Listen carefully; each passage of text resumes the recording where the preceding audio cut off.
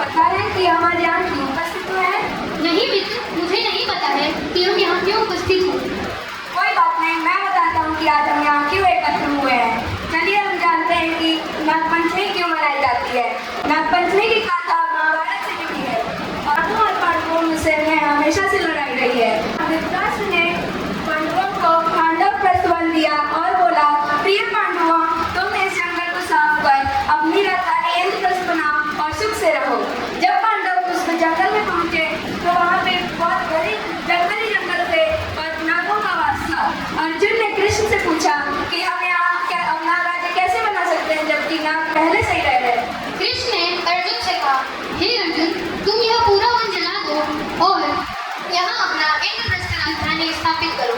अर्जुन ने पूरा वन जला दिया और उसमें सभी नागवंश मारे गए। समय बीतता गया और महाभारत के युद्ध के बाद सभी पांडव स्वर्ग लोक की तरफ चले गए।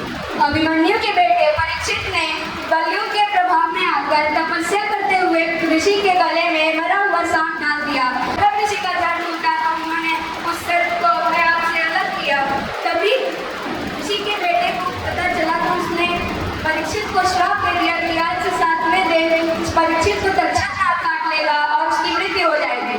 श्राप के अनुसार ठीक 7वें दिन परीक्षित की मृत्यु हो गई। उसके मृत्यु के बाद उसके बेटे जन्मेजय ने अपने पिता का बदला लेने के लिए नाग यज्ञ आरंभ कर दिया। उस नाग यज्ञ में कई सारे नागवंश मारे गए। फिर तक्षक नागवंश की बारी आई। जन्मेजय ने उसका भी आवाहन कर दिया।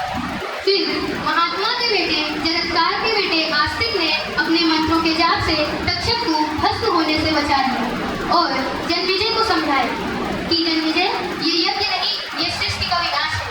अगर तुम यह यज्ञ करोगे तो स्वयं महादेव भी तुमसे रुष्ट हो जाएंगे। जन्मेजय ने आस्तिक की बात मानी और अपना यज्ञ तुरंत ही बंद कर दिया। उसके यज्ञ रोकते ही पृथ्वी का संतुलन ठीक हो गया और तभी से हम नागों को पूजने लगे और उस पर्व को हम नाग पंचमी से जानते हैं। अब नाग पंचमी कुछ महत्वपूर्ण बातें इनके मुख बिंदु से नागदेव भोलेनाथ के हार के रूप में उनके गले में सदैव रहते हैं तथा ये हमारी भारतीय संस्कृति की पूज्य देव हैं। हमारे भारत में नागों की पूजा प्राचीन काल से चली आ रही है। इस दिन महिलाएं घर के प्रवेश द्वार पर नागों का चित्र बनाकर उनकी पूजा करती हैं। यह हिंदुओं का प्रसिद्ध त्योहार है। इस दिन नागों का दिखना अशुभ माना जाता है। इस दिन हमें मंदिरों में जाकर श्री भोलेनाथ की पूजा करनी चाहिए।